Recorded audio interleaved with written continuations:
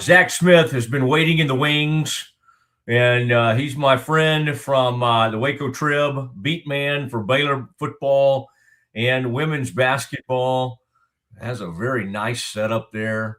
I just got a new computer, so this is all brand new. So yeah, ooh, I like that. You're sounding good. You got the earphones in, everything. I'm a pro, Matt. I'm a pro. I did not. First time I really saw you do some on-camera work was with President Livingstone. Actually, I'd seen some of y'all's podcasts that you put on. But yeah, you did a very nice job with that. So it's good to have you. I thought your buddy Tom Izzo, and Zach went to Michigan State and graduated from there. And I thought he had a funny line the other night. I love when he said that when Mick Cronin sent that player that used to be at Michigan State, right, and he had a hard foul. Honestly, I didn't even think that was that bad of a foul or whatever. He got a technical because of it. I mean, you may have thought it was bad, but then Mick Cronin ejects his own player from the game and tells his player to go to the locker room. And Izzo, after the game, says something like, I guess he upgraded it to a flagrant 2. I mean, and then Mick Cronin gets all mad that, a reporter's raising his voice. Like, come on, man. Like, I know your team's not too good. You just got blown out by Michigan State, who also has its own issues, but that's a different story. But yeah, just Izzo's the best. He was there when I was in college, and he's even for when I was a student, like he is just the best. When he called out Scott Drew, did you feel like your worlds were colliding? It's like he's calling out the Baylor head coach for what he was doing. I think he likes Scott, but I agree. I think he does like Scott, but yes, it did seem a little bit, but like he's an old school guy clearly, and so he's embraced the kind of the new school of basketball a little bit, but to do that was back. Feels like years ago Najee got here, but I have to back up Tom Izzo, so he can do no wrong in my book. Yeah. Is Fears what year is he? Ooh. Is he the reason I ask is because there's so many great freshmen that when there's a great player for a team right now, I'm almost assuming they're freshmen, but I'm like, no, I don't think Fears is he's at least a sophomore. I don't know if he's a redshirt sophomore. It was a whole story when he first got there. He was shot in the leg, and so he missed a bunch of time recovering from that injury. And so I don't know if he's a redshirt sophomore or just a true sophomore, but I think before he goes to the next level, he's a really good player, but he's got to, I don't know, maybe cool it a little bit with some attitude stuff. Well, some people never learn to cool it. Like Draymond Green has never really learned. And I was trying to think who Fears was reminding me of with some of his antics. And it was a Duke player from a few years ago, Grayson Allen, quite honestly, because Fears has that in him that he likes to give it a little something extra, a little extra kick. It may not be the worst thing in the world, but there's just always a little something extra that he's involved with. And Izzo has to answer for that. And that was another press conference I liked where Izzo was calling, oh, did he do it? What did he do? And he's like, oh, I didn't see it. And they're like, he kicked him, Tom. He's like, okay, all right. Well, I got to talk to him. About that. We can't let him be doing that. But, well, I tell you, you get back from Lubbock and your leads sadly have to be like, well, a team Baylor had beaten for 35 years, 37 straight times. Tech, that's TCU. Tech, it was like a team they had beaten for 31 straight years. 31 in a row. Yeah, you're right. 31 in a row. And now they've lost two times in a row. Bryce wrote the column the other day, and he brought up the KM. He brought up the name that, he brought up Kim's name. And it's unfortunate because like the Baylor men are having a horrible year. Right. The Baylor women really aren't. Right. but it's like it's all cratering at the wrong time. It's like, what did she said, 5 wins to a championship or 5 games, whatever the saying was Nikki was going with. And it's just like at the worst time of the season, they seem to be kind of coming apart at the seams.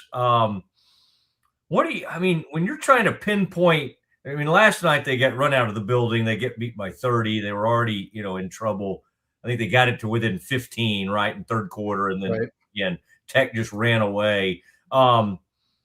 This has not been a bad team, yet they look pretty bad right now, at least in 2 of the last 3 games, especially the second half, what happened against TCU. What do you see going on, Zach, like big picture? We can get into some of the different things and different players, but you cover this team. You're always there. You're around them a lot. You're at all the games. What's the biggest thing that you feel like is missing right now that's kind of seems to be getting away from them, as they've now lost 2 out of the last 3 games? Well, that's a loaded question. There's a lot that I think is wrong with this team. There's things that I think that the biggest thing though is that they're really missing kind of a consistent secondary score beside Talia Scott. And Talia Scott is good for almost 20 a night at this point. You can kind of mark that down. She only had 13 yesterday and didn't score a field goal in the second half. But who else beside her is going to step up kind of in those clutch moments when the Bears need it? They really haven't had anyone consistently. Bella Fauntleroy has done it at times. Jana Van Geitenbeek has done it at times. Yu-Ting Deng early in the season was kind of that player off the bench, scored 22 against Tech the last time when Talia Scott was out. But really there's no, like, where are they going to go offensively if another team is taking Talia Scott out of the game? And that to me has been something that maybe Nikki Collin and the coaching staff hasn't been able to kind of pinpoint consistently throughout the year. And then number 2 is just turnovers. And this is a team that ranks in the top half in the conference in total turnovers. They average almost 17 a game. They've had 20 or more in 7 games now. They've had 30 twice, which is ridiculous. And, it's just like when you turn the ball over 21 times, I don't care if Talia Scott's scoring 20 points or 30 points, it's going to be hard to win the game. And, I think that gets into, in my opinion, they have a bit of a guard problem. Jana Van Geitenbeek, for all of her positives, she's taken over some games. I think back to that Oklahoma State game when they had that miraculous comeback, and Cincinnati when she just kind of got hot from 3 and just took over the game. But at the same time, she's in a position where she really can't quit. She can't have an off night because they don't have the depth behind her to run the point and keep the Bears going. And she's shown some turnover problems. And, as we get into March and the Big 12 tournament, I wouldn't be surprised if teams just press the Bears and just kind of force them to not turn the ball over, because that's really been their bugaboo all year. Yeah, we're almost back to the old press Virginia. Huggins used to do it at West Virginia women's team. Coach Kellogg now, big press team, gave the Bears fits when they ran into that. And you're right. Why wouldn't you do that? This all kind of started, this downturn, really with the Olivia Miles moment. And, most of the time when I know you're, on deadline or working a game, I'm not going to try to bug you unless I'm sitting next to you. Right. But even that night, I think I reached out to you. I think we were all people that have long watched, Baylor women's basketball. That was a real rough moment because we were so baffled. And you asked that first question to Nikki, what were you trying to do against Olivia Miles? And why weren't you able to make adjustments? And she, to her credit, she said, hey, good. That's a good question. And I don't think we probably reacted quickly enough, but that smacked to me. And I would say this to Nikki. I don't want to be like I'm talking out of school. That smacked, the word that kept coming to my ear when I watched that happen was arrogance. It was this is our plan. This is our game plan tonight. And I don't care what happens. We're not going to, this is what we're going to do. And it didn't, maybe if you're Gino Ariema and you're UConn, there are about 3 coaches that might be able to take that, like, we're going to do what we're going to do and we're not going to change, right? That really was disheartening, I think, for all Baylor fans to watch their response to somebody shooting them out of the gym. And I got to say, Zach, that to me, a loss like that can almost kind of have a lingering effect on a team.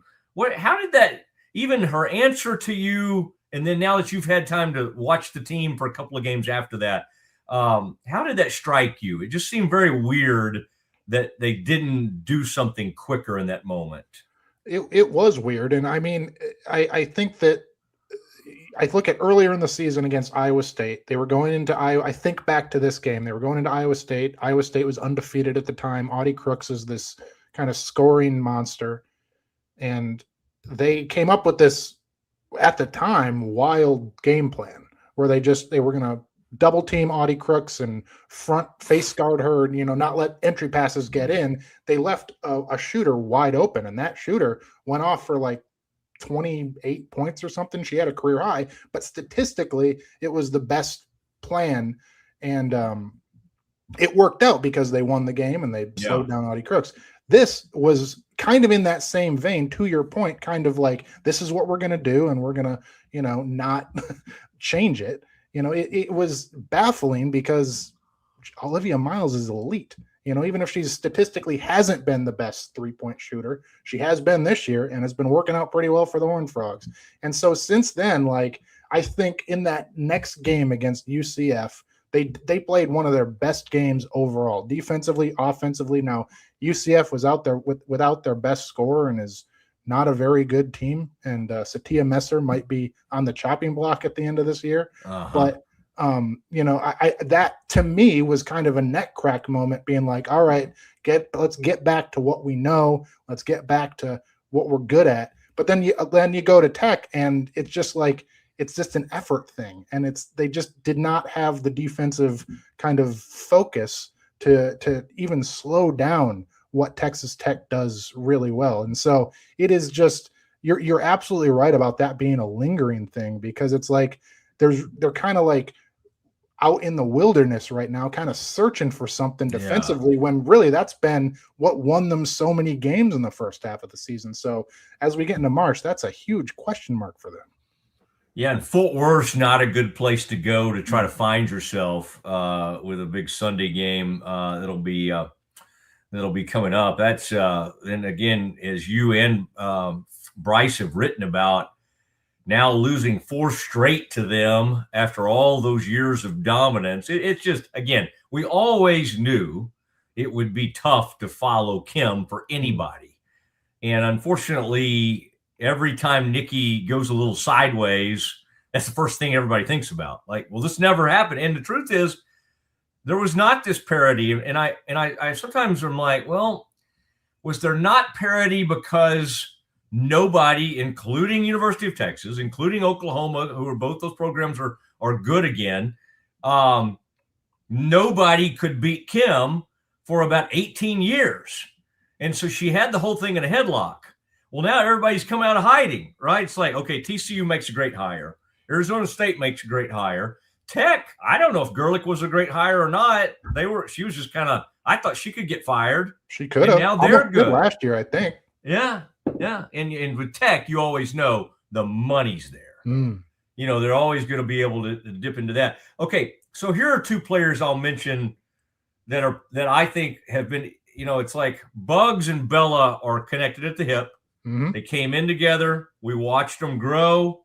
They were really good from the start. Bugs is still pretty much Bugs. Unfortunately, the offensive game that she probably wanted to develop has never quite gotten there, but she's still a tremendous rebounder, and she does Bugs things, okay? So that's fine. The curious one, and you kind of hit on it earlier, the Fauntleroy thing, I see a player who just has completely lost confidence, and I hate it because, like, there are moments if she got hot where Bella Fauntleroy appeared to me to be on her way to being a player who could absolutely be a 15 to 20 points per game scorer in the Big 12. And I would say in conference play this year, I don't have this in front of me, Zach, you may know off the top of your head, I bet she averages like 6 or 7 points. Did she score like 1 point against Tech? 1 point. Didn't 0 for 4 from the field yesterday. Yeah. What do you think's happened to her? Like she's too good of a player to just kind of have lost it. And do you think it's just purely a confidence issue? I don't know if I don't think Nikki is asking her to be a 20 point, they're not asking her to be an offensive force. That's not her role. Yeah. When you've got Bugs and you've got Talia, and for the most part, you've got Jana, and you've got Yuting coming off the bench and Markayla, hopefully. You don't need Bella to be the Bella of old, where she goes for 30 points and hits 8 threes or whatever it was. She is defensive. That is her role. She sets them up defensively and gets them in a line and is kind of the quarterback of that defense. And so, like, you're right. She absolutely has taken a step back. And if she hits 2 of those threes yesterday that she attempted, if she maybe doesn't average, 15, but maybe she averages 8 or something like that, and then has these big games offensively, that's what's going to make Baylor a winning team. But her value to Baylor is defensively. And I think that is what Nikki is asking of her, and that is what she has taken upon herself. So she is definitely offensively capable, which is exactly what we've seen over the last few years. But again, I think this year especially, that's not what she's being asked to do. So I agree that she has taken a step back, but again, I don't think it's as drastic as it might seem. Do you think TCU with Mark Campbell and what they're doing, do you think they have like a way more of an NIL budget than Baylor women's basketball? We kind of know the breakdown from a rev share standpoint. We don't know everything with Baylor athletics and they don't have to share everything with us. But I just wonder, because obviously Olivia Miles is unbelievable. She may be a top 3 pick in the WNBA draft. Suarez, big time player. They got like 2 6'7" players. He's always been known as a great recruiter. He's flipped that program completely into being an annual, like, top 15 type program. Do you think that the 2 programs right now, and I'm not talking about just the fact TCU's beating Baylor, do you sense that they have like a way higher budget than the Bears, if you had to guess? If I had to guess, oh, absolutely. Like Olivia Miles, I mean, she very easily, I think she almost went pro last year. Maybe I'm wrong on that, but it could have been like the number 2 pick. Right. Yeah, exactly. And so, like, that kind of talent doesn't come cheap. And, that's something Baylor just doesn't have. Talia Scott isn't going to be the number 2 pick. She might be really good, but she's not going to be the number 2 pick, I don't think. And, to pair that all together with what they have, like, absolutely. TCU's NIL budget is 100% bigger than Baylor's. And frankly, I know Doug McNamee, you had him on this show. Bryce and I sat down with him when he was doing that tour. And I asked him straight up about women's basketball place in kind of NIL. And, he's like, yeah, it's third. It's third in kind of the NIL pecking order. They're prioritizing football and men's basketball very clearly. And I know Baylor has plenty of problems in both of those sports. So I think that, Baylor is behind TCU. And, I don't see how unless there's a big women's basketball donor, I don't think it's going to change anytime soon. Well, we need that. I mean, it's like the Bears need that. If you think about it, like that Tech softball program, right? That's one of Cody Campbell's buddies that played football with him. That's John. That's not Cody. It's John Sellers, I think is his name. And that's $1 million. It's like, here's $1 million. If she's that great, go get her. Go get her. His wife played softball, I think, at Tech, or played some sport there. And we've seen what one softball pitcher can do for a program. I mean, and I'm sure they have other good players, but she's the real deal, you know. So I mean, and you see what that's done for the program, for the school overall. I mean, softball is not a revenue sport, but like you get Texas Tech in the Women's World Series, you know, and like that's a big deal. Like even if it's not bringing in all the dough, like that helps everybody else. So it's like, that's great. I love to see kind of smaller sports get that kind of shine and love from the NIL and the big donors. I bet you've enjoyed seeing football, you know, be a little more open with some of these interviews. I mean, you know, and of course I always want more than I get, and we're all like that. It's like, hey, okay, I want that guy too.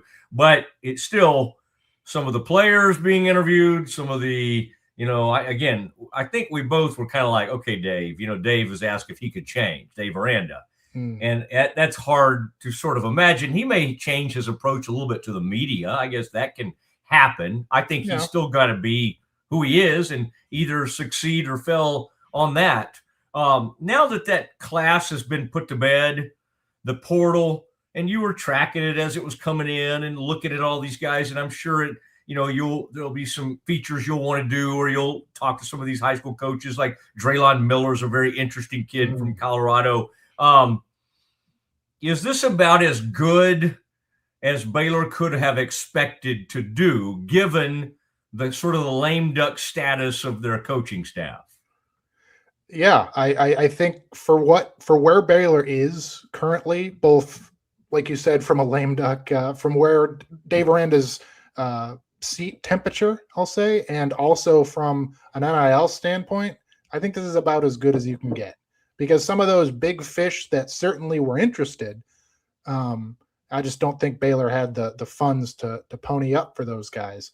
And then, I mean, having DJ Lagway be a legacy is certainly a coup, because it's like, is he coming to Baylor if he's not a legacy? Probably not. But, you know, I think Baylor is it's an interesting spot, because like, what do you have to lose? That's why it's like, let everybody talk, let all the coordinators talk, it's like, this is kind of the last hurrah for Dave Aranda. It's either going to work or it's not, and we're going to get a very clear answer. And there's not going to be, well, we don't think there's going to be an athletic director change or anything that might throw a wrench in that plan. So like, this is kind of it for him. And I think that this portal and this high school class has set them up at least to take a shot at, trying to salvage whatever this is. Did any of those new menu items appeal to you? Oh my gosh. I saw one commenter say something that there should have been like a nothing burger on there or something. I don't know. I don't know. I don't know. I was not around Baylor, where you mentioned before that I went to Michigan State. Tailgating at Michigan State when I was in high school and when I was growing up meant everything, because that team was absolute garbage. And so tailgating was all we had. And that was what I looked forward to, meeting friends, throwing the football around, wearing a jersey, watching the marching band. And that was such an integral part of, football. And so like when I first got to Waco and watched and came to Baylor, I was shocked at how like low energy the tailgating scene was. And so like it just like that was shocking to me. And I know I don't partake in that tailgating anymore, being on kind of this side of things, but I think they need to take a step in that regard. And I think Doug McNamee is certainly the guy that hopes to do it, but I didn't peruse the menu as deeply as maybe, I don't know. Did any of them look good to you? I thought we're trying to a little bit adopt something like the Cougar Tail that they have at BYU with the cinnamon thing, the cinnamon bun kind of thing they have out there with the bear claw. Right. But I think the claw, you get those claws at the donut shop, whatever those are. I think the bear claw should naturally be something like that.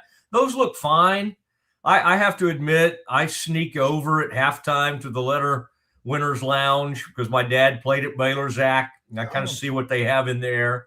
You know, generally the media has plowed through everything. Now, I'll tell you where I'm way spoiled is all these years of covering the Cowboys, because not only does Jerry put out like a tremendous pregame spread with all the, you know, the prime rib and all the items and the mac and cheese and every side you can imagine. But at halftime, a brand new spread comes out, and that's the nachos and the chili and the cheese dog. But then you get there's several different sides. And then whatever the stadium decides is their big thing that day, they serve that up there too, along with ice cream and whatever the big dessert is. So yes, I do think Brent Ingram has made some inroads in that area of taking care of us and the media. And I know our watchers and listeners don't really care about that, but I think the halftime reinforcements would be a good thing. They have ice cream. They have Bluebell. I know it's a little bit freezer burnt, so you know it's been up there for a year. But a little bit. At least they have it. I'm not going to complain about free ice cream. Well, I generally will not do that either. Although media has been known to complain about free food. By the way, you were a kid when Michigan State beat Art Briles and Baylor. That at the end of the 2014 season, so as the year 2015, that game at the Cotton Bowl, that was Connor somebody was your quarterback. So you did Connor Cook was our quarterback. You got a huge win that day, I will have to say. And Baylor had a huge meltdown. Bryce Petty went into the Baylor Hall of Fame last year, and I did a story on Bryce and talked to Bryce, and I made sure to say that I went to Michigan State, and one of the first games that I ever attended once I moved to Texas was that one. And he was like, "Thanks for bringing that up again. That was a great game." he was a good sport about it. But that's one of the biggest hits I've ever seen is the Baylor's poor kicker. I think there was maybe in the fourth quarter, whenever it happened, there was a blocked field goal or something, and somebody took out Baylor's kick. It was before they had all the blindside type stuff in. And I mean, it was, I don't think that was a Stork. It might've been the player, the kicker after the Stork, Aaron the Stork. But oh my gosh, the poor guy got lit up. There's a great photo of it. Like he's just floating in the air. They were wearing the chrome helmets that game too. So, you know. It was, I mean, it had a big lead, threw it to our 400-pound lineman who lined up at tight end, where Kendall was having a great time because Phillip, the offensive coordinator, had left. And so Kendall was calling that game, and it all came crashing down. Here came the Spartans, down 3 touchdowns, and they came back to win the game. Zach, good stuff. Enjoy all your stuff on the Baylor women's team. Stay with it, and I assume you're headed to Kansas City, and that'll be fun. I think I saw DJ Khaled. Now, when you go to Kansas City, by the way, our men usually check out. This year, they may even check out sooner than usual. But DJ Khaled will be featured, I believe, on the post game. So go check that out. Okay. Another one, I think that's his. I don't know. I'm not hip, as the kids. I don't know. I think of you as hip. Sure. Maybe it's a comparison to me. That makes sense. Thank you, Zach. I appreciate it, and I'll see you at a game soon. Okay. Absolutely. Thanks for having me.